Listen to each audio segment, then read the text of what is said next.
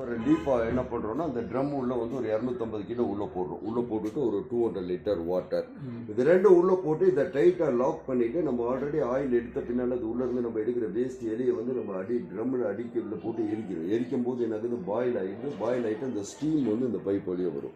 வரும்போது சூடாக வரும். சூடாக வரனால இது உள்ள கோல்டு வாட்டர். இந்த வாட்டரை ஓப்பன் பண்ணால் அந்த வர ஸ்டீம் வந்து இதை கூல் பண்ணுது. கூல் பண்ணி ஆயில் அண்ட் வாட்டர் ரெண்டு கீழே வரும். கீழே வரும்போது தண்ணியோட டென்சிட்டி அதிகம். தண்ணி இந்த மாதிரி கீழே போதும், ஆயில் வந்து மேல் பக்கமாக ஃப்ளோட் ஆகுது. ஓகே, இதுதான் யூக்கலிப்டஸ்.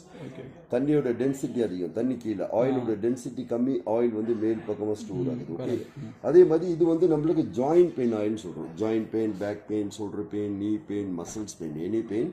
இது வந்து யூக்கலிப்டஸ் மரத்தோட வேர்லேருந்து எடுக்கிறோம். இந்த மூவெல்லாம் வருதுல்ல, அயோடெக்ஸ், வாலினி, அதுக்கெல்லாம் இதான் ரா மெட்டீரியல்.